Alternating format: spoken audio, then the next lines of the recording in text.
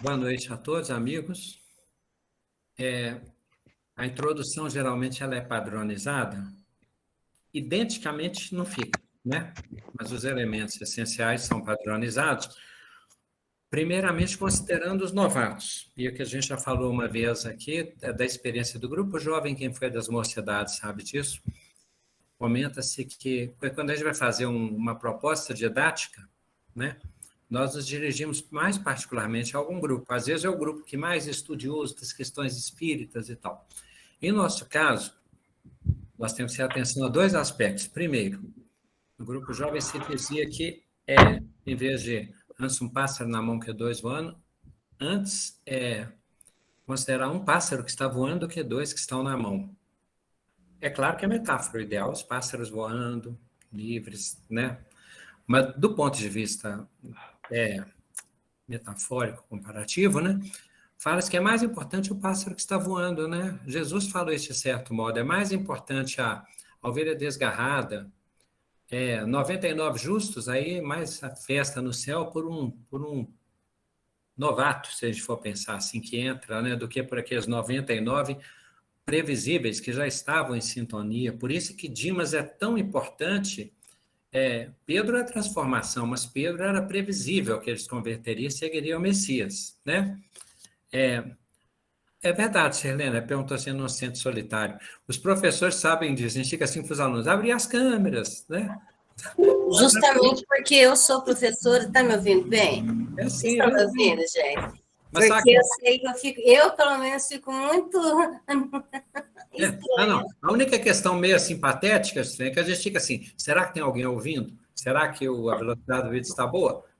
Mas aí a gente já se habituou, então está tudo tranquilo, mas grato e ótimo saber que somos companheiros de ofício, tá, Sirlene? Eu fico pensando assim, olha, será que foi todo mundo dormir e só depois que eu acabar eles vão acordar, vão tirar um cochilo? É um aprendizado interessante. Nós estamos no deserto. Aconteceu com o João Batista, aconteceu com Paulo, então vamos seguindo, tudo certo.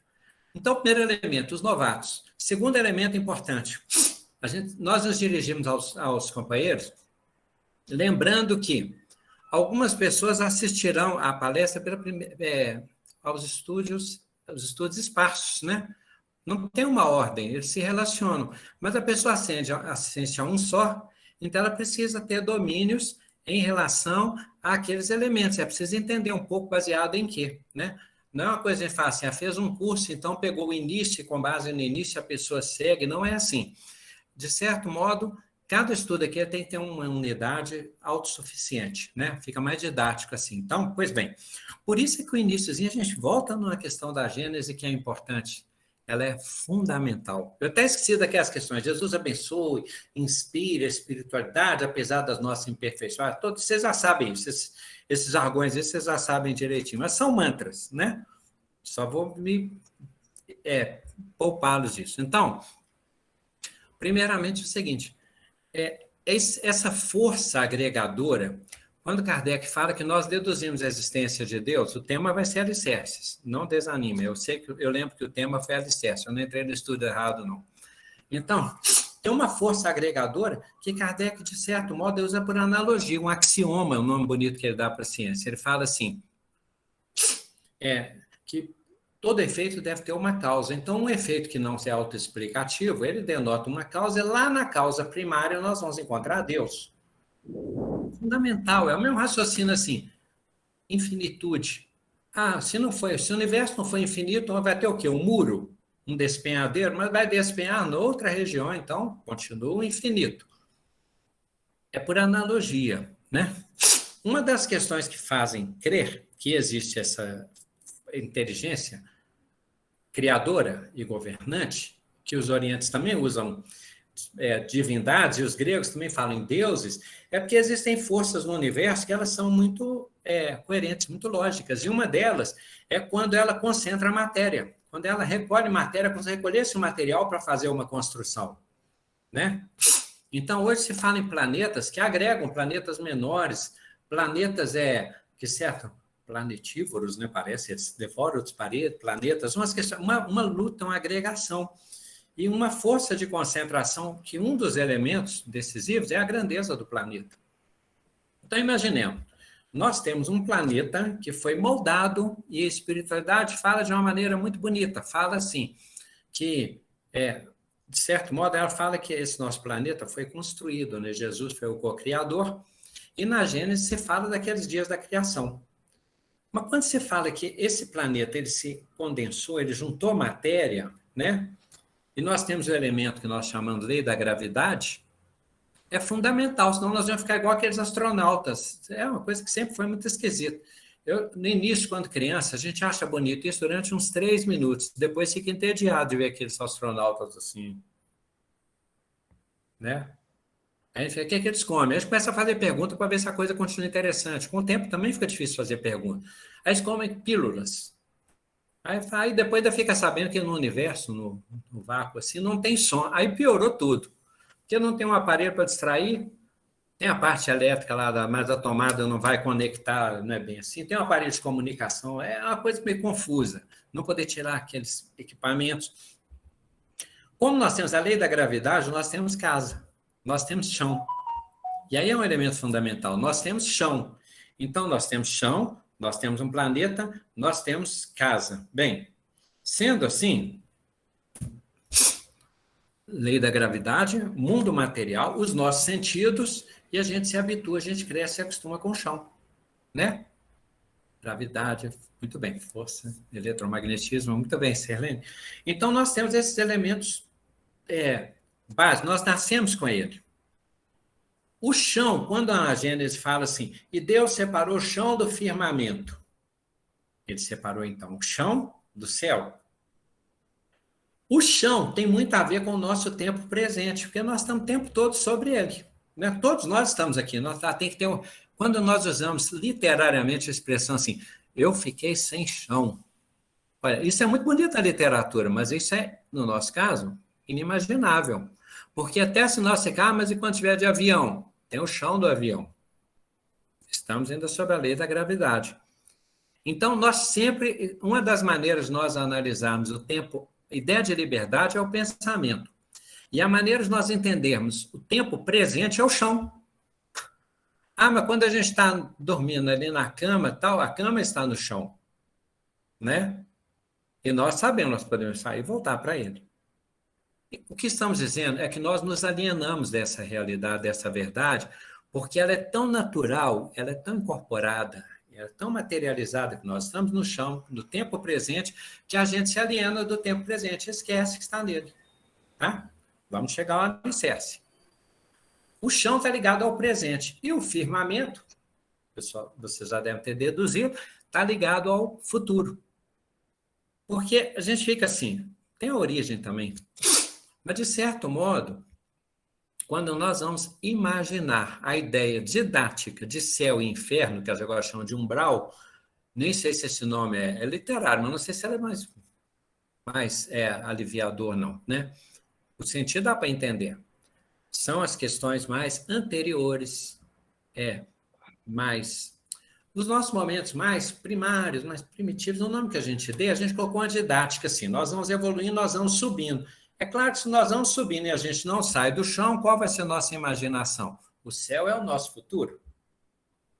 E na Bíblia pegaram isso tão literariamente que na escada de Jacó, Jacó sonhou e viu uma escada onde anjos desciam e homens subiam, de certo modo. Porque nós evoluímos e os missionários descem, então, esse trânsito. Mas Jesus também fala que naquele Lázaro, o rico lá, o que estava redimido, não tem como eles se comunicar, os que estão aí não podem ir até aí. É didático também. Jesus falou que existe falta de comunicação entre os planos das criaturas? Não. Todos são ajudados, todos podem ajudar. Mas a ideia que dá é meio assim, para ir para o céu, a gente já tentou pé de feijão, um pé de feijão que cresce e leva a gente, nós já tentamos Torre de Babel, tanta invenção, né? Mas, para irmos ao céu, que vai a ideia, entra com o Pequeno Príncipe, quando ele fala assim, mas este corpo é muito pesado para ir para o meu planeta. Então, pela lei da gravidade, é outro elemento. Nós temos massa, nós temos ideia de peso, nós temos ficar no chão, e fica a ideia de criarmos asas. Isso mesmo, muito bem. Aí a gente pensa em asa, pensou em avião, mas ele ainda está dentro desse planisfério nosso, tal, nessa nossa atmosfera, estratosfera e tal. Então, nós ainda estamos pertencendo ao planeta. O céu, a gente pensa assim, então, o céu é a redenção. E a gente fica se perguntando, mas e céu tem chão? Né? Será que nós vamos nos sentir vivos se não tiver chão? Se não tiver comida? Se não tiver surpresa? Se não tiver susto? Se não tiver trabalho? Aí a gente de novo se sente sem chão filosoficamente. Temos um problema. Meio assim parecido com aquele povo hebreu, né? Moisés livrou o pessoal do jugo do Egito, aí livrou, e depois eles começaram a se perguntar se a vida que eles tinham não era melhor. Porque eles tinham casa e tinham alimento. Trabalhava, era escravizado, mas eles tinham aquela estabilidade. Então nós temos medo de ir para o céu, porque fica uma ideia meio assim, né? Se não vai ter chão, não vai ter alimento, eu não sei o que eu vou encontrar, com o que eu vou deparar lá, né? Essa questão da água e do ar, nós vamos falar, né? O nosso desfecho tem uma imagem importante. Eu sempre falo isso, Helene, falo isso, pessoal, porque senão as pessoas desistem do tema, as pessoas desistem do estudo, tá? E a proposta nossa é meio uma linha assim, tem um pouco de desconstrução nela. Bem, então nós temos o chão no presente, firmamento com a ideia futura, e o alicerce, que é nosso tempo, está relacionado ao passado. Deduzível, né? E é interessante, porque quando nós estamos no chão do presente, nós não prestamos muita atenção no passado, não. Mas o nosso chão existe como chão e como firmeza, porque existe tudo que está ali dando sustentação, porque senão não teria sentido que fosse a ideia do chão. Quando Emmanuel se refere à criação, ele fala que nós temos um desafio de autoconhecimento, nós temos um desafio de entender a criação do planeta, porque os espíritos, quando eles se apoderam do pensamento contínuo, é como se nós chegássemos a encontrássemos a casa pronta. E aí nós queremos pesquisar como ela foi construída. Então, a nossa racionalidade foi construída sobre elementos que não são claros para nós, como eles se deram, porque eles foram muito anteriores. E do ponto de vista da teoria da evolução, anteriormente de nós termos nos hominizado, individuado, alcançado pensamento contínuo, nós experienciamos tantos reinos que o que nós chamamos de chão já estava tão presente desde o mineral. Então, olha que dificuldade que é nós entendermos quem somos. Mas nós vamos falar do alicerce e vamos falar um pouco desse firmamento, para não ficar frustrada a proposta, tá? O chão, ele tem tantos mistérios, o alicerce, quanto o céu, o firmamento. Só que, de novo, nós vivemos alienadamente. Então, nós vivemos o chão do ponto de vista do tempo presente. E nós vivemos, ao mesmo tempo, na superfície da existência, do nosso sentido, da nossa mente, superficialmente, meio assim, o que é que eu vou alimentar? Com o que é que eu vou me alimentar? O que é que eu vou vestir hoje? O que é que eu fui ontem? E mais uma alienação, que é a questão da nossa personalidade, porque a personalidade vai se sucedendo, né? Então, isto. E nós vamos vivendo cada personalidade como se ela fosse a realidade única, última. E ela vai se modificando. E acho que uma das melhores eclosões, as maiores novidades, tem a adolescência, né? Quando a gente vem com a fase do não. Tem a fase do porquê e tem a fase do não. E tem a fase da ruptura relativa.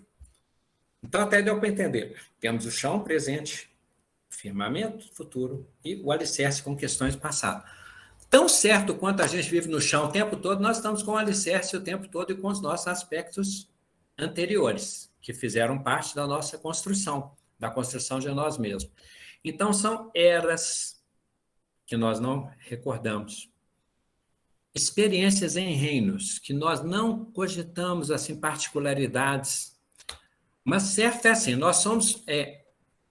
o atavismo é uma mistura. Esqueça, quem achar a palavra complicada, esquece dela e pega o sentido, tá? Atavismo é a mistura de todos esses elementos constituintes de nós. Nós somos a síntese de nós mesmos. Nesse momento, nós somos a mistura de tudo que nós vivemos, de tudo que nós experienciamos, de tudo que nós construímos na evolução. Inclusive dos corpos que nós construímos. Aqui é corpo físico, mas os estudantes assim, de questões orientais, por exemplo, consideram que nós temos Sim, sim. Muito bem. Muito obrigado, Selene. Selene fica como nossa universitária. Dicionário. Consulta os Dicionário. universitários, tá? Oi. Dicionário. Perfeito. Não, consulta universitária, eu vi lá que é dicionário, ótimo. Então, inclusive os corpos, que no Oriente se estuda, os centros de força, os chakras, os corpos. Então, nós temos corpo físico, astral, mental, átmico, emocional, mental, átmico, búdico, crístico, um tanto de corpos potenciais. Mais ou menos manifestam esses 7 corpos relacionados a centros de força, às nossas qualidades, aos nossos desenvolvimentos, mas isso seria um outro tema, embora ele ajude muito a entender. Equilíbrio, saúde, doença, cura, ajuda em tudo isso. Mas o tema, no caso que nós estamos falando, é que até a elaboração desses corpos é muito invisível. O que está no alicerce, o que está debaixo do chão para nós, também é invisível. Significa que por ser invisível não nos influencia? Não. Toda a realidade se relaciona. Ela interage o tempo todo. Então, nós temos também elementos que a gente fala assim, ancestralidade. Na Bíblia aparece lá, Mateus escreve a árvore genealógica de Jesus e onde que ele vem, né? A sequência e tal, do ponto de vista mais assim de um homem comum, né? O que vem da lei, dos profetas. E uma das perguntas que fazemos aqui é assim, será que é assim para sempre? Será que no futuro estaremos assim? Hipótese, tá? É a proposta filosófica de discutirmos ao final. Então, nós temos a evolução, esses elementos todos de ancestralidade, tudo que nos antecedeu, surgem teorias constantemente. Uma das teorias que surgiu recentemente, está desenvolvida, é a da constelação familiar. Então, quando o pessoal fala assim, das influências do passado, agora imagine muitas vidas, tá? Na hipótese em que cremos, reencarnacionista, significa que nós vivemos muitas culturas, muitos valores, muitos dogmas, conflitos, padrões comportamentais, matrizes de pensamento, ideologia, matrizes ideológicas, tá? De sistema, de origem. Por exemplo, se a gente pega a cultura bíblica, estamos falando da questão antes de Jesus e mesmo os contemporâneos de Jesus, que, de certo modo, tinham um desafio com isso. Por exemplo, nós temos na Bíblia uma marca poderosa que predomina muito até hoje, de patriarcado. Ele exageradamente cai na questão do machismo e tal. E quando a gente fica mudando a reencarnação, né? Aí nós entramos em conflitos, em desafios e tal. Agora imagine outras matrizes, né? Matrizes que acham que o branco é superior ao negro, o homem é superior à mulher. Um nasceu para governar, mandar, o outro nasceu para ser governado e obedecer. Uma outra matriz material considera que aquele grupo é superior racial, os hebreus, né? Um outro acha que é a raça pura, ariano e europeu. Esses que vieram de um plano muito superior de Capela, é um outro assunto, que não é o nosso caso. Mas então imaginemos assim, né? Os sistemas todos e nós somos essa mistura. E nós ficamos mudando de lugar. Ficamos mudando de lugar. Mas é o mesmo chão planetário. Com umas diferencinhas no alicerce, no lugar que está debaixo do nosso chão aqui, que nos dá a sustentação, né? Então, nós temos essa mistura toda, bem. Aí entra o outro elemento. O chão é base para construções. Aí já ajuda, porque vem uma coisinha um pouquinho do novo. Se nós não considerarmos o novo, nós estamos falando que tudo é mecânico. Nós somos movidos por forças anteriores, por questão da evolução, por tendência. Divaldo Franco fala isso.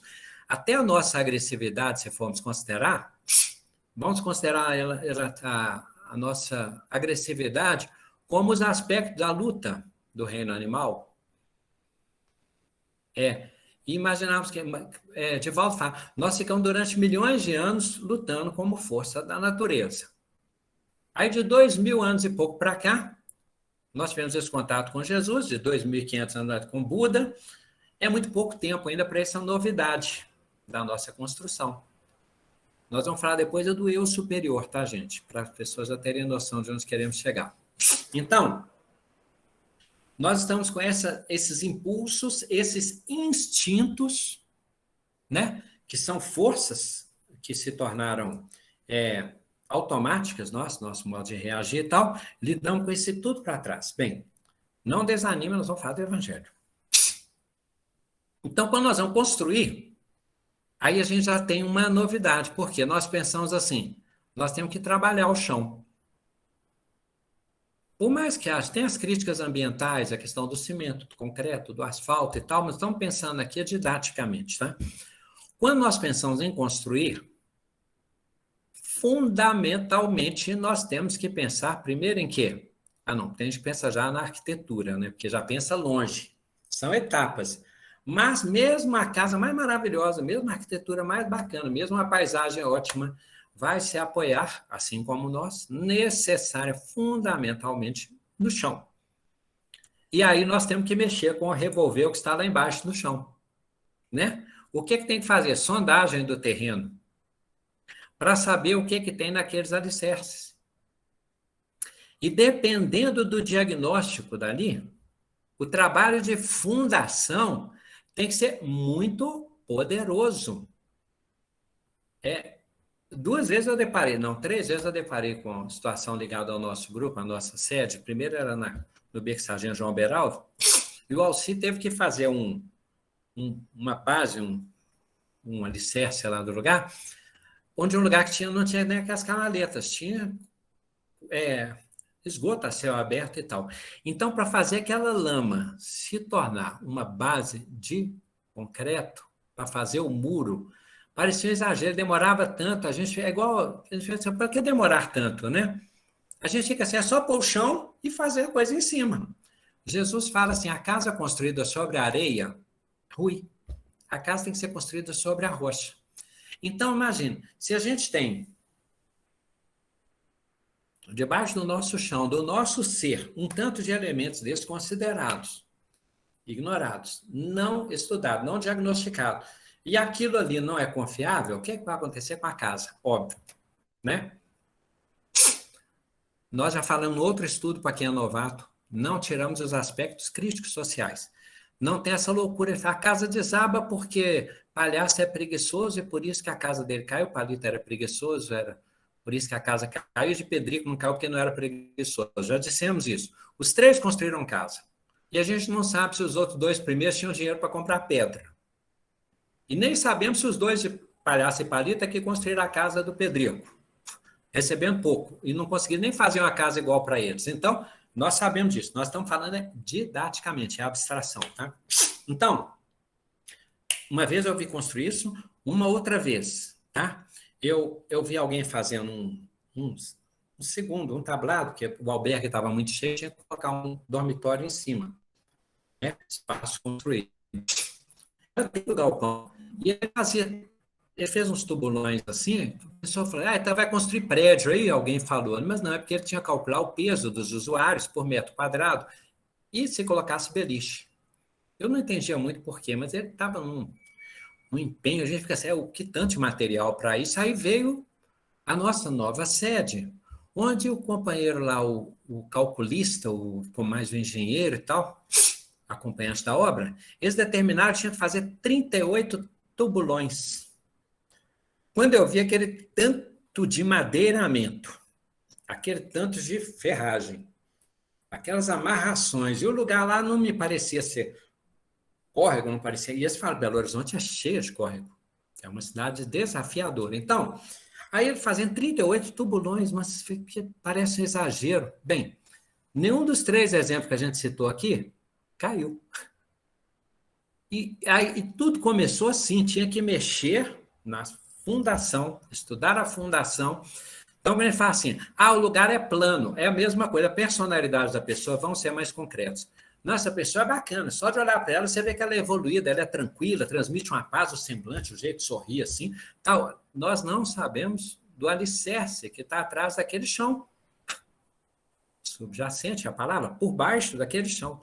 Nós não sabemos das dores, dos desafios, dos traumas e etc.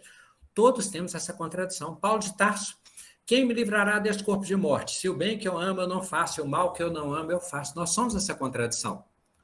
Então, o alicerce fica assim.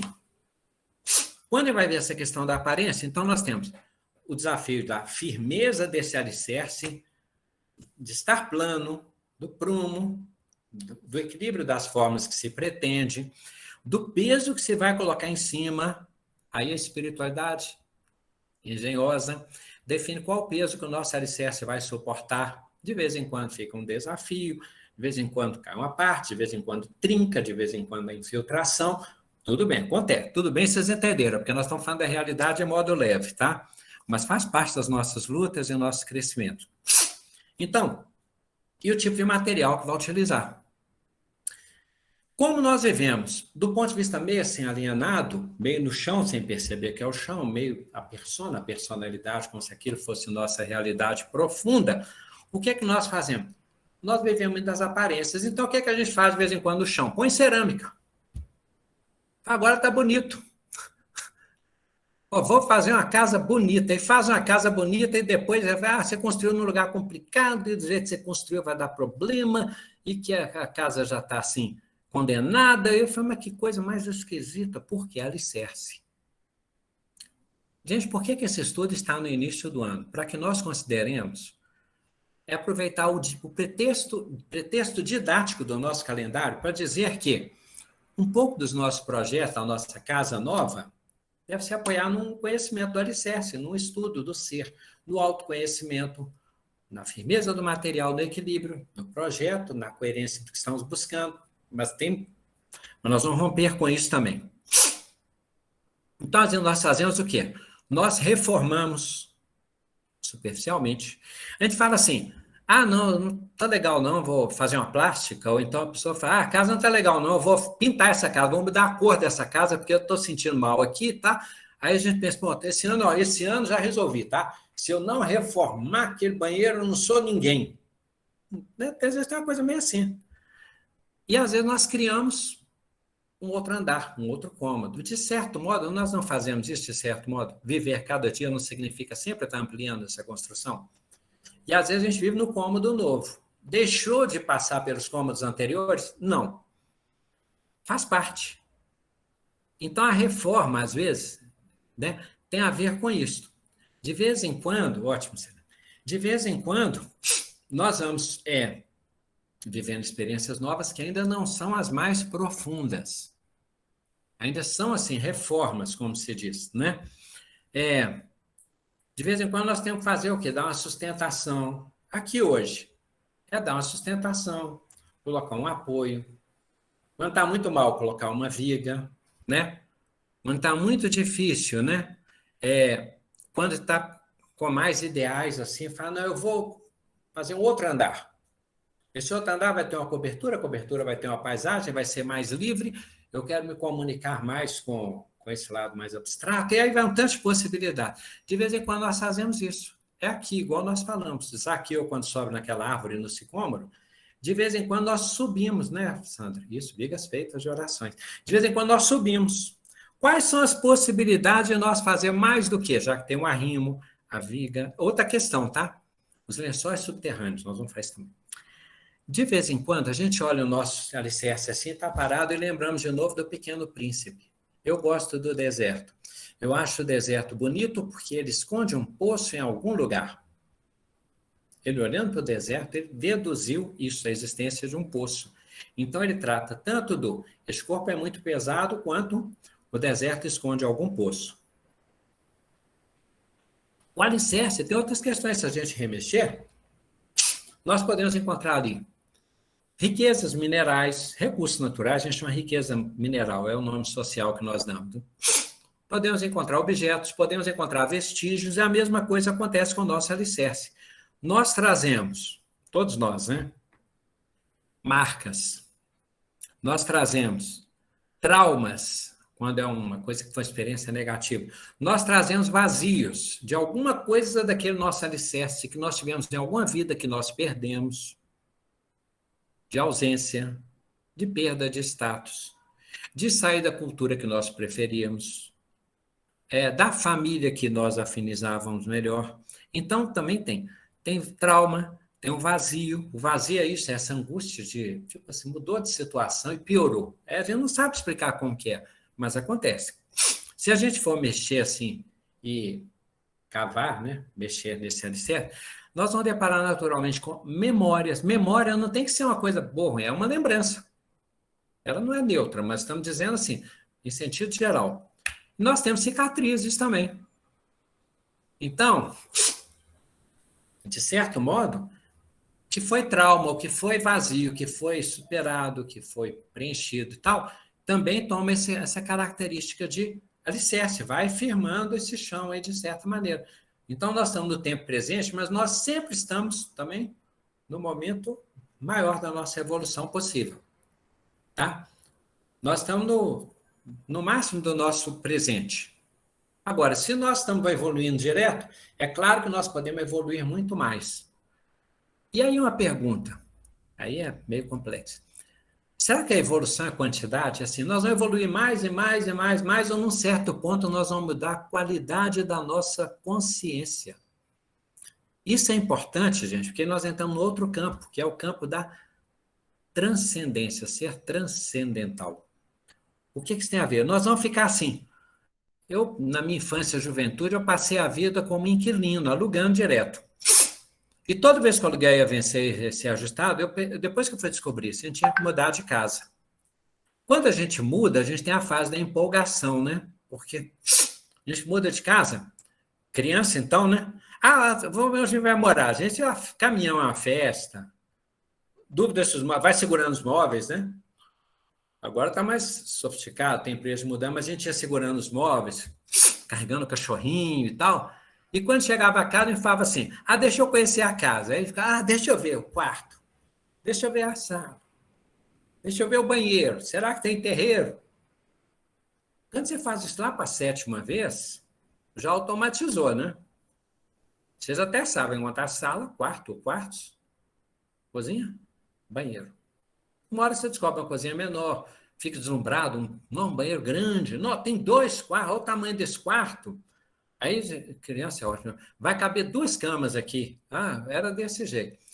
Mas isso é igual ficar reencarnando maquinalmente. Nós ficamos mudando de casa vendo assim, deixa eu ver o banheiro da minha encarnação, deixa eu ver a sala, deixa eu ver o quarto, deixa eu ver a cozinha, deixa eu ver se tem terreiro.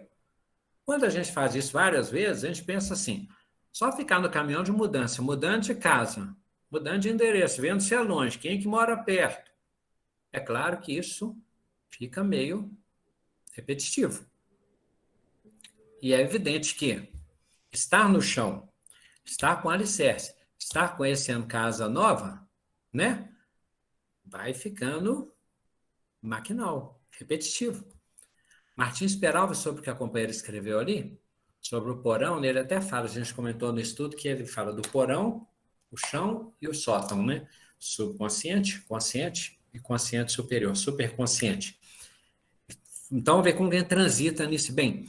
Então, nós estamos só mudando de cômodos, mudando de altura, mudando de endereço, lidando com alicerces diferentes, uma hora mora no morro, é um relevo diferente, uma outra hora no baixinho, uma parte mais baixa assim, uma outra hora você tem uma visão diferente, outra visão mais livre, outra hora você não pode nem abrir a janela, porque não tem privacidade, inquilino é assim. Tá? Tem hora que é área coletiva. A nossa vida física é assim, nossa vida material é assim.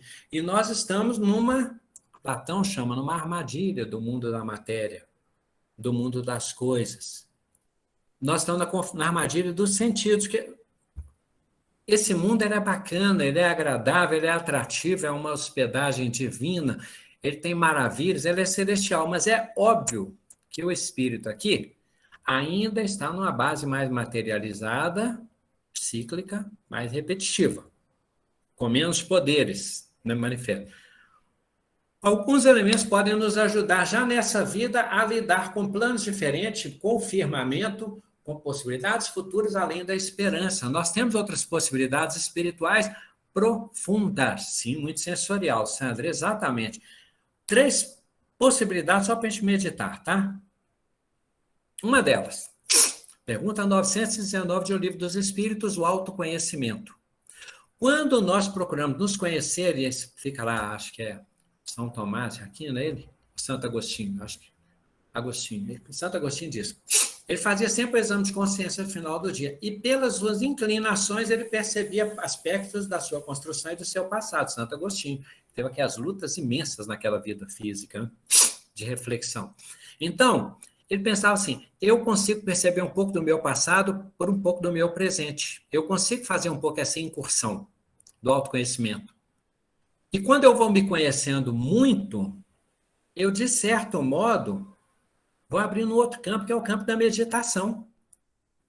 E a meditação nos possibilita, porque quando a gente olha o chão, a gente fala assim, quem vê cara não vê coração. A gente fala, quem vê chão não vê alicerce, mais ou menos, mas é só, não ficou péssimo isso. Mas tudo bem, já falei mesmo, já está gravado, vai para o YouTube. Então, a gente pega e pensa assim, a gente não sabe o que está nesse alicerce. Quando nós passamos a trabalhar mais do que os sentidos da aparência, das formas, da matéria, das coisas, nós temos possibilidade de nos conhecer mais. E nós percebemos aspectos tão sutis em nós, tendências, inclinações, forças, potenciais. Nós desenvolvemos, inclusive, qualidades que estavam manifestas. Então, até o nome bonito disso no inglês é insight. Aqui é intuição, força criadora. De certo modo, quem trabalha com centros de força faz isso. Às vezes trabalha desde um centro de força genésico até os superiores, e depois faz a descida e faz a subida. Eles fazem esse exercício.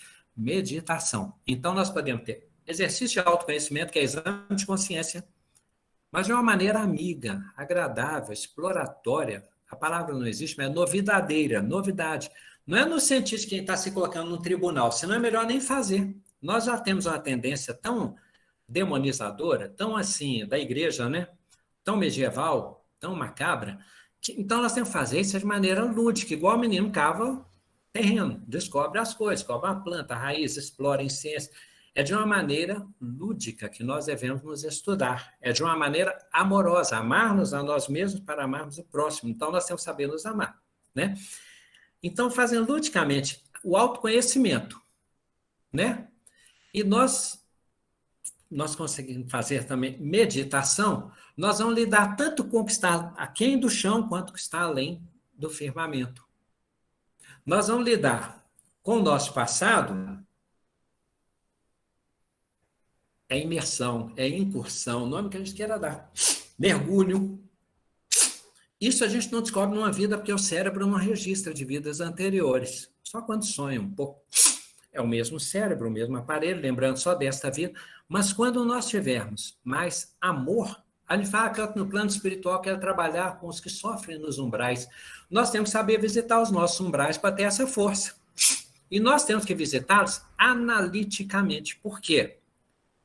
Agora vamos entrar com Jesus, né? Tem a terceira possibilidade ainda, que é a pesquisa, estudar, conhecer o ser, estudar o que se manifesta, o que se teoriza, o que se aprende a respeito, estudar sempre. Espíritas, amai-vos o primeiro mandamento, instruí-vos, este é o segundo, né? Fé inabalável, só aquela que caminha com a razão, com a ciência, em qualquer época. Então, pesquisa, autoconhecimento, meditação. Quando nós vamos mexer no nosso alicerce, nós vamos perceber que tem forças que são matrizes, são padrões que nos levam a concepções, posturas, atitudes ruins, que nos afastam do aspecto divino do nosso ser. Então, quando, por exemplo, eu menosprezo alguém, eu desconsidero a necessidade de alguém, eu considero que o outro seja inferior, eu desconsidero que o planeta e todos os elementos do planeta são seres divinos, da criação. Eu não consigo perceber Deus nas criaturas, não só nos seres humanos, mas nas criaturas e nos elementais e no meio ambiente. Há um problema aí. Há uma desvirtuação, há um desvio no mau sentido, há uma impureza. Os puros verão a Deus, e verão a Deus em tudo, em todas as manifestações da existência. Então, quando eu vou visitar esse umbral, eu tenho que tomar cuidado para eu não ficar nem apavorado, nem aterrorizado, nem com complexo de culpa, nem com depressão. Eu devo ir, igual quero atender no umbral, eu devo ir para me estudar, para iluminar, para compreender. Examinai se o Espírito é de Deus, está lá no Novo Testamento. Ou seja, trabalhar o discernimento do que tem de mais divino ali naqueles vestígios, no meio daqueles alicerces todos de nós. Virada de ano não dá para fazer isso, a gente não fica incentivado a fazer isso. Autoconhecimento, prece, meditação, são coisas um pouquinho diferentes, mas essencialmente dá para combiná-las, e pesquisa, estudo, né? Dá para fazer tudo isso. O que a gente geralmente faz quando começa o ano? Eu vou melhorar as minhas atitudes. É bacana, mas isso é igual colocar cerâmica, né? Ajuda em parte. Mas não significa que nós vamos dar conta dos grandes desafios, das frustrações, da perda, da contrariedade, do vazio. Isso ainda não é necessariamente gerar força. O chão está bonito, mas o alicerce está com problema, tem que trabalhá-lo. Porque vem aqueles lençóis, né? O lençol que está lá embaixo subterrâneo, ele pode ser um lençol freático, ele pode segurar umas coisas bacanas, ele pode fazer erosão, ele pode ser um poço maravilhoso, onde se busca água viva, igual aquela figura da mulher e Jesus conversando, né? Ele pede de beber, depois ele fala, se você soubesse quem ele está lhe pedindo de beber, você pediria uma água, ele daria uma água e você nunca mais teria sede, que ela estava repetindo o comportamento, ela estava só mudando de casa, né? Então, é possível falar, bem, quando a gente pensa do ponto de vista de citação de Jesus, Jesus faz um nome bonito, gente, de novo, quando for palavra difícil, esqueçam a palavra e relaxem com a explicação. Quando eu falar dicotomia, que coisa esquisita, hein? Meu Deus, para que isso? É porque eu quero explicar que Jesus faz isso. Jesus, ele trabalha essa coisa do material e do espiritual, ele trabalha com essa questão do passageiro, do temporário, do transitório e do que perdura, tá? Então, duas partes, ó. E às vezes elas se opõem, são duas coisas que se misturam e se opõem. Jesus fala isso, vamos traduzir agora no Evangelho? E eu quero passar uma imagem final que nos valha, tá? Jesus fala então daquela questão, quem construiu a casa sobre a areia, a casa, ruim. Se eu construo uma história de fé, eu falo, não, vou frequentar o grupo, a live, para mudar agora, vestir branco e só falar coisa assim, não vou falar palavrão, parar de comer carne e só vou assistir a canal bacana e vou pegar só livro espírita dentro de casa, vou jogar um tanto de... Beleza, tá cheio de disposição. É reforma de casa. Não está garantido que isso tem profundidade, que o alicerce vai ficar firme, que as vigas vão aguentar, que dá para construir, se a laje de piso não é laje de forro, não dá para garantir o segundo andar, você vai dar conta. Então, é necessário fazer é ideal fazer uma coisa mais estruturada, uma coisa mais forte, mais de base mesmo, mais profunda, me conhecer, oferecer dentro das minhas forças, oferecer o melhor a mim, ao outro, perceber as minhas reações, lidar com elas e tal. Então, a casa é construída sobre a rocha. Jesus fala sobre isso. Jesus fala assim, nós não devemos temer aqueles que fazem mal ao corpo, mas que não podem fazer nada ao ser a alma. Aí ele está dizendo também da matéria. Olha, a gente está lidando com a situação desabrigado, casas que caem. Isso também é uma imagem para nós de que isso tudo pode ser tirado de repente. Jesus fala com aquele companheiro assim, né? De que vale ao homem? Tudo começou porque o cara tinha um celeiro cheio de dinheiro. Aí, eu sempre, não adianta, gente. Toda vez que fala disso, eu lembro mais do tio Patinhas do que do celeiro. É da minha história. O evangelho causou menos impacto na imagem mental para mim nisso aí do que o tio Patinhas. Porque lá naqueles livrinhos do tio Patinhas, eu ficava incomodado, gente pobre, lá vendo aquela caixa forte dele, um cifrão assim, cheio de dinheiro, ele com a moedinha número 1, e a casa, parecia que a casa dele, o cofre dele estava estourando, o dinheiro começava a sair assim, eu falei, mas ninguém vai pegar? Criança é assim, né? Não está cabendo, coitado, eu pensava, eles vão pegar o dinheiro dele, e tá, nossa, eu ficava, olha o meu senso crítico, né? Tadinho dele, alguém vai pegar o dinheiro. Pá. Então, aí Jesus fala nisso, ele fala assim, olha, um homem estava com tanto dinheiro que ele construiu, não sei ali, foi guardando o dinheiro, depois ele pegou e pensou, agora como que eu vou fazer? Olha o problemão que o homem tinha. Não está cabendo mais dinheiro. Coitado, o que eu vou fazer? Olha que momento decisivo. Olha a ideia sensacional que o nosso amigo teve, já sei, vou construir um outro celeiro, que eu posso dividir um pouco e colocar mais o dinheiro que eu vou ganhar e vou colocar ali. E Jesus diz assim, louco, Raika, louco, hoje ainda será pedida a sua alma. De que vale ao homem ganhar o mundo inteiro se ele vier a perder a sua alma? Parece, a França, não, isso é um exagero, isso é um absurdo, os excedentes acumulados. Muito bem, ótimo. Então, a gente pensa assim, não, Jesus exagerou, é simbólico. É quando nós não estamos cabendo, a pessoa tem fama e fala assim, não, eu vou ter seguidores, eu vou fazer um vídeo para fazer mais tantos seguidores, porque tem 50 mil, eu quero ter 100 mil seguidores, e concentra nisso a existência, o projeto de vida dela. Tem dinheiro, quer ter mais dinheiro. Tem um carro, tem que ter 2, 3. Tem um celular, no celular agora, negócio de 5G, e concentra nisso. É direito, é natural, é. Mas isso não é o nosso foco, isso não é o nosso ser, isso é um aspecto do nosso ser que, de repente, se vai até para nós entendermos que isso não é o ter. Então, quando Jesus falou, ainda será pedido a sua alma. De que vale ao homem ganhar o mundo inteiro se vier perder a sua alma? Isso que nós estamos falando tem a ver com o alicerce do ser? Eu acredito que sim. Que nós estamos dizendo que nós vamos viver brincando com essa matéria, nós vamos nos divertir com essa matéria, nós vamos ter prazer, nós vamos curtir o alimento que nós gostamos, a fruta que nós preferimos, a cor que nós gostamos, a roupa que você acha, essa roupa foi feita para mim. Tudo bem. O senhor vai para o salão, vai beleza. Eu já falei exemplo de cabelo. É impressionante como gente igual eu gosto de exemplo de cabelo, parece uma obsessão. Ele não sabe como que ele entra nesse assunto, mas tudo bem. Então, é muito legal, ele descobre uma maquiagem, descobre uma possibilidade, olha como que eu fiquei bem. A gente vai colocar foto no perfil, a gente coloca uma foto que a gente acha legal. E às vezes a gente não acha uma nossa legal, com uma representação, um meme.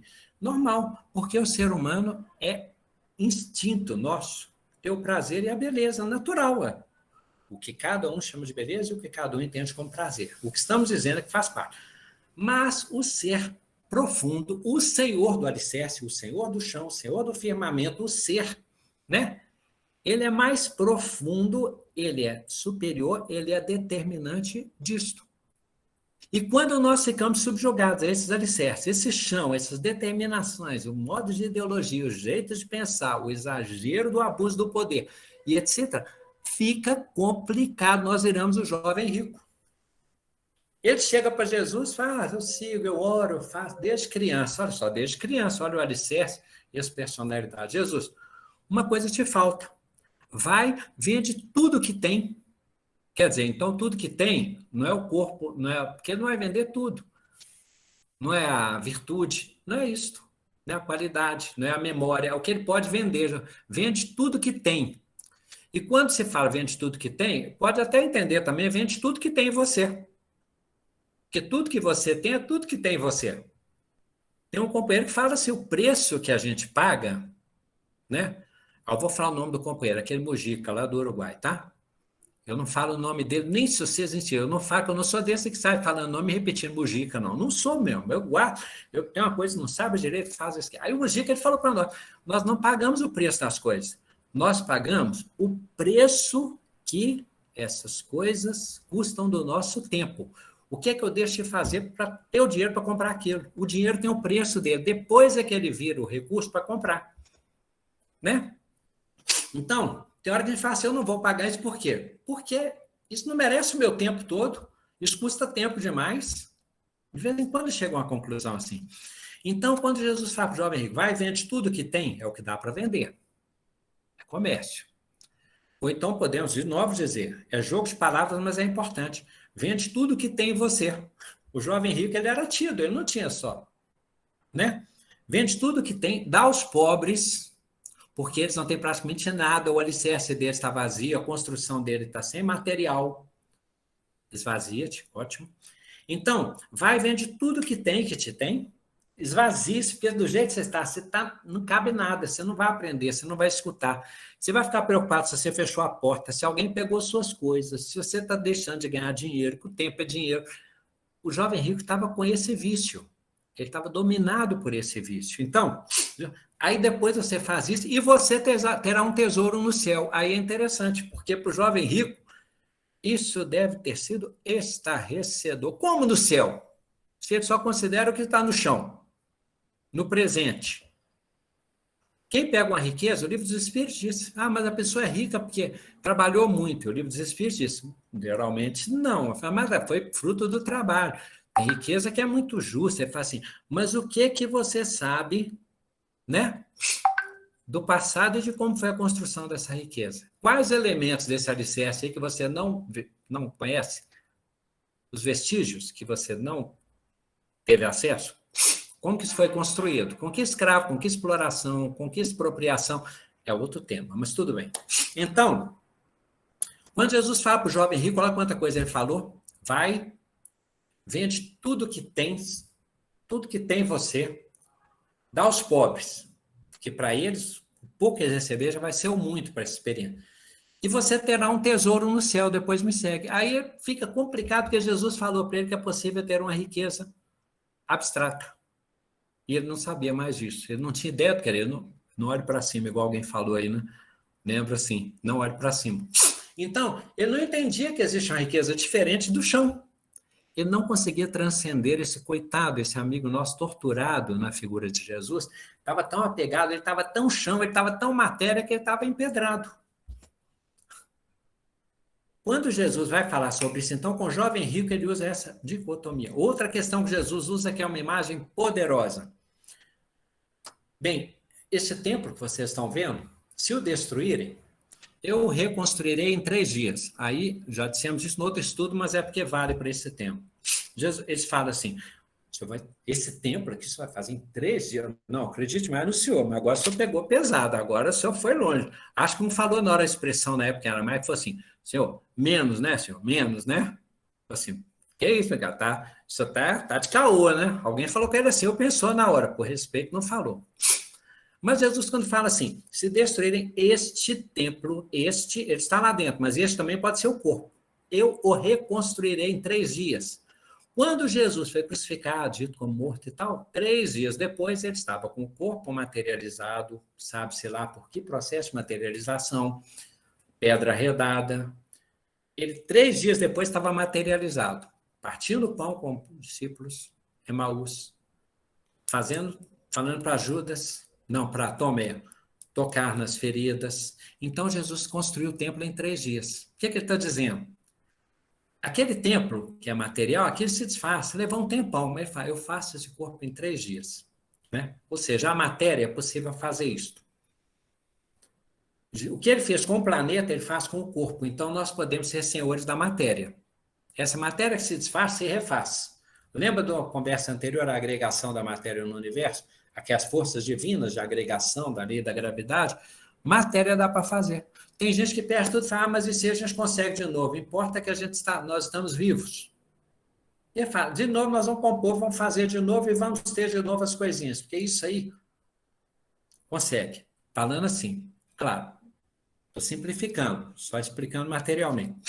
Então, quando Jesus fala de novo, o corpo físico, o corpo espiritual que gera o templo, né? Elementos materiais, diferente. Outra que Jesus disse, agora nós vamos chegar na questão da nossa proposta final e a imagem final, tá? Quando Jesus diz assim, um cego guiando outro cego, caem os dois na mesma cova. Olha o alicerce de novo, uma cova. Nós nem chão temos aí, parece, né? Uma pessoa que já não tem muita noção da existência, leva outro que não tem noção da existência. Os 2 caminhos, pode ser muito, pode ser um bando. É um caminho mais longo. Tudo é de Deus, tudo leva a Deus. Tem caminho que é mais difícil, tem caminho que é mais longo. Tem mais ou menos conhecimento e ignorância filosófica, existencial, do que somos e tal. Então, quando nós geralmente vamos assim, no bando, né? Sem noção, só aí na base do chão, de repente a gente leva um tombo. A falta de autoconhecimento nos faz, por exemplo, lidar com reações muito inesperadas, muito desproporcionais, muito destrutivas, muito sofridas, tudo isso. Aí volta o autoconhecimento, a transcendência, a prece, a pesquisa, o estudo. Então, cego guiando outro cego, cara, a mesma cova. Isso vale para um país inteiro, vale para um continente, vale para uma época, vale para uma teoria vale para um tanto de situações, né? Quando Jesus diz, deixa casa, pai, mãe, irmão, irmã, Jesus está falando para a gente não gostar da família e largar a casa e deixar tudo. Os sentidos que ele fala pode ter um aspecto muito simbólico. Não temos esse apego, mas ter o amor. E aí é interessante porque, simbolicamente, Jesus foi muito nômade, Paulo de Tarso foi nômade. Significa que eles não tiveram irmão, irmãs, adotados, casas, aconchegos, ninhos, oásis? Tiveram. Mas eles entenderam que a casa é onde eles estavam vivendo. Se existe um chão, existe uma casa. Existe mais casa que é casa, mais lar que é lar, mais ninho que é ninho, mais família que é família, mais comunidade que é comunidade, irmãos. Então eles fizeram do mundo o lar. E do chão, com qualquer alicerce, eles aprenderam a lidar. Paulo fala, sei viver na abundância, sei viver na escassez. Senão a gente fica nessa coisa da reforma da casa, não gostei dessa minha passagem não, porque eu não viajei. Eu não gostei porque dessa vez nem roupa eu comprei. Natal foi ruim porque eu nem saí para comprar presente. Foi ruim porque ninguém veio me ver. Umas coisas mais assim. Não deu para preparar aquele almoço, coisas assim, que são valores, tudo bem, mas que não são as cruciais. Então, Jesus fala também assim, olha, se vocês tiverem fé, a proporção de um grão de mostarda, e disserem essa montanha, sai daqui e vai para lá, aí ele está falando de transplantar. Olha só, mudar de lugar no chão, né? Mudar de lugar.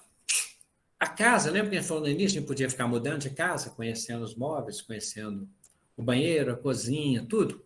Então, olha só, para onde eu mudo, eu posso ter o lar. O inquilino também aprende isso de certo modo, dependendo do ambiente dele, dependendo da maneira como ele é a sua consciência, né? Quando Jesus diz que até uma montanha nós podemos levar, a montanha nós estamos levando tudo que está naquele alicerce ali, levando para lá, ó, mudando a montanha de lugar. Estou levando meus antecedentes, minha cultura, minha ideologia. O que eu fiz disso tudo, eu estou levando para lá. E se eu fiz isso num trabalho bacana, que isso, eu domino essas questões e essas questões não me determinam, é isso que eu levo para onde eu vou. Então, quando alguém constitui família, a pessoa pega aquilo ali, leva aquele alicerce para aquele outro lugar, chega lá, faz o espaço construído, que às vezes é um segundo andar, um cômodo novo e tal, está fazendo uma coisa diferente, que também é casa, que também está no chão, que também tem alicerce, que tem mistura do passado, tem elementos do futuro, mas está no seu chão melhorado, porque nós melhoramos. Melhorar, evoluir, é somente se iluminar, somente a virtude, autoconhecimento também é, né? Aí nós vamos chegar numa questão, para fechar, o nosso tempo acabou, então, o eu superior. Concretamente, além das aparências, quando Paulo fala que foi arrebatado ao terceiro céu, quando ele fala que as coisas velhas passaram e as coisas se fizeram novas, Paulo está falando de um eu superior, um eu crístico. Já não sou eu quem vivo, o Cristo, a centelha crística, é que vive em mim e que rompe com ilusões e que supera uma série de coisas do alicerce e que supera uma série de questões do mundo, do pensamento que está determinado para nós. Nós seremos seres muito novos, muito iluminados, muito leves, muito profundos, muito participantes nos poderes divinos. E para fechar mesmo, Jesus na cruz. É interessante que não tinha o fogo porque choveu. A água ele teve sede. O ar, ali, a pessoa morria, né, asfixiado, perdia a força de respirar na cruz. E ele tinha que ficar suspenso. A cruz estava no chão, tudo bem, mas Jesus estava suspenso. Então, ali ele mostra para nós que o ser, né, ele superou todos os elementos, ele dominou todos os elementos, ele nos mostra que vai chegar um ponto em que nós vamos evoluir, nós vamos transcender e estaremos suspensos e teremos eu venci o mundo. João, capítulo 16, versículo 33. Então, agradecemos a todos. É muita coisa e cada um vai pensando e tomara que tenha proveito, tá? Abraço a todos. Muito obrigado, Gládio, por mais essa explicação maravilhosa. Uns comentários aqui, né? A André, mesmo no finalzinho, né? Citou que a a minha casa onde estou tem tudo a ver. Né? Foi muito feliz, né? Nesse fechamento, né? Desde o início, na verdade. A gente só tem a agradecer por mais oportunidade de aprendizado. Né? E se alguém quiser fazer algum comentário aí, fique à vontade, tem alguns minutinhos curtos ainda. Mas olha, minutinhos curtos não serão suficientes. Eu anotei 500.000 coisas aqui. A gente tem reduzido, porque senão vai cair. Semana que vem a gente faz uma parte mais interativa um pouco, tá, Sirlene? Você gosta de interagir? Semana que vem eu coloco um momento de um pouco diferente. Posso abrir o Meet com gravação sem limite. Se vocês precisarem, viu? Mas eu, como arquiteta, fiquei aqui viajando horrores. Acabei de ler Freud e lembrei muito de Ananke. Tem um áudio aberto. Eu estou com o microfone aberto, viu, Val? Obrigada, do latim. Ananke é uma deusa citada por Freud e é a deusa da necessidade. Ela é uma das deusas que foram mal faladas, espizinhadas pelo patriarcalismo. Eu estou estudando muito essa questão, Gladson, e vou deixar essa pulga atrás da sua orelha também, já para ter mais reciprocidade. Você deixa um monte na nossa, a gente precisa, né, retribuir. Então, a questão é a seguinte: uma antropóloga, uma arqueóloga, nos anos 80, encontrou resquícios de civilizações pré-patriarcais que não tinham grandes diferenças de gênero, nem monumentos, nem diferenças de vestuário, e agricultura comunitária sem excedente, né? O excedente começa justamente, né, num processo, aí foi mais de 5.000 anos, mas de domínio sobre a terra, para que ela produzisse todo o excedente, e esse excedente significa competição e disputa, né? E calhou bem com a vinda dos capelinos, né? Que pode muito bem ser nós mesmos, né? Ou já estamos tão misturados, né? Se fomos ou se não fomos capelinos, tanto faz, porque já estamos misturados depois de tantas encarnações. Então, o que me ocorre, juntando, né, essas questões que são, enfim, da matrística, é uma teoria do biólogo chileno Humberto Maturana, e ele vai falar sobre essa possibilidade de um novo paradigma sem excedentes. Teria que ser para que não houvesse disputas por melhores lugares, terras mais férteis, né, e etc, etc, etc. E o que tudo tem a ver com o que você falou, né? Tem a ver que a Ananke, por exemplo, ela é uma, mas ela distribui em 3 as moiras, que é essa parte da matéria mesmo, né?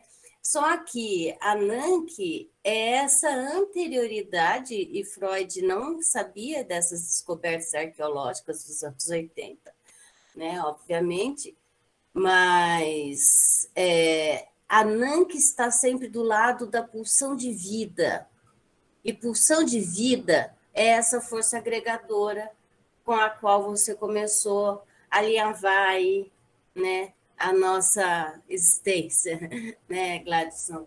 Essa pulsão de vida que é agregadora, que é a gravidade, o eletromagnetismo, a força fraca e a força forte, que nada mais são que os 4 elementos: terra, né, fogo, ar e água, né? Então, a gravidade é sim essa nossa terra, né?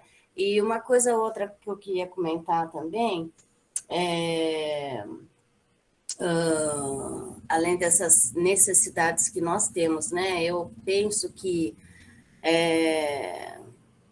para que a gente realmente possa se esvaziar e nos desapegarmos, a gente vai precisar retornar à essencialidade do que nós somos e para que estamos aqui. E que não é nada dessa mente mecânica de ganhar dinheiro e acumular e ter e parecer. Pelo contrário, né? E aí entra uma coisa fundamental, que pode ser esse caminho de volta para um novo paradigma totalmente cristão e que é da maior parte de todas as comunidades originárias do nosso planeta, que ainda sobrevivem, porque estão morrendo nesse momento, né, gente? Mas penso que essa questão, né, a Nanki como a força de pulsão de vida contra quem? Contra a repressão externa, né, fundamentada e legitimada pela hipocrisia, que foi justamente o único elemento que o Cristo apontou o dedo, né? E ela ainda se mantém tanto no micro quanto nas nossas relações, né, Gladson, pessoal? Então, o que me ocorreu é que está me ocorrendo sempre, né, que esse retorno, né, para a nossa essencialidade tem a ver com a primeira coisa para a gente fazer um alicerce. Eu falo porque eu sou arquiteta, mas eu não faço os cálculos, preciso de um engenheiro. É conhecer o solo. Conhecer o solo do qual nós somos feitos. Todos esses nossos átomos de carbono. Todos os átomos de todos os elementos nas quantidades exatas, né? E imitar essa natureza, né? E nos integrarmos mais a ela, defendermos, pararmos de feri-la, né? Então, isso tudo está me ocorrendo muito, vou deixar com vocês também, que eu acho que tem tudo a ver, né, com... eu sou terapeuta xamânica, então estou muito ligada nessas questões do xamanismo, dos povos originários, mas vejo que cada vez mais os povos originários se aproximam muito mais da proposta crística, búdica, né, do que a sociedade, a cultura ocidental que nós formamos, né, gente? O que vocês pensam sobre tudo isso? Viajei horrores?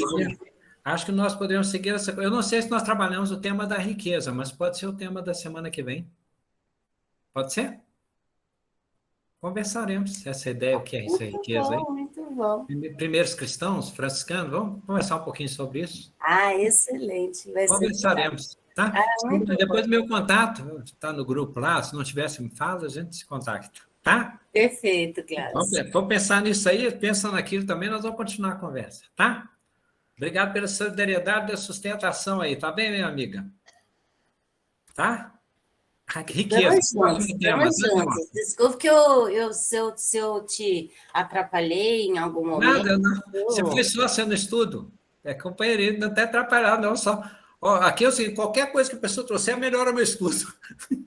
Eu parto daquela coisa platônica mesmo, Gladson, sabe? Porque a verdade está no diálogo, né?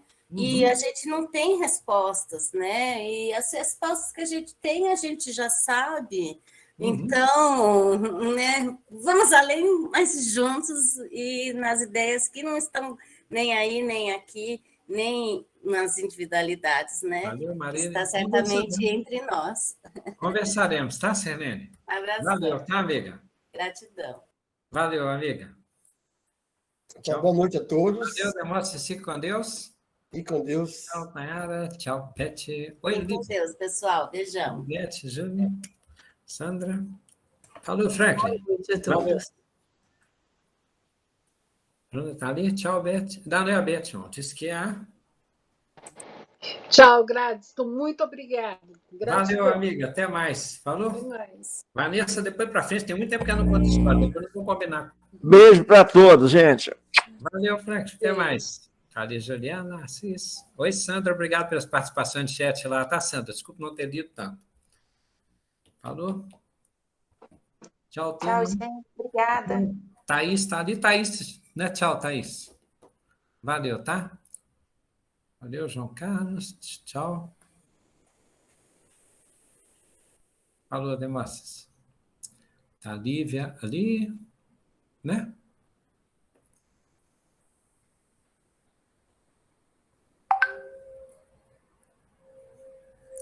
Valeu, Perla. Fique com Deus, tá? Tchau.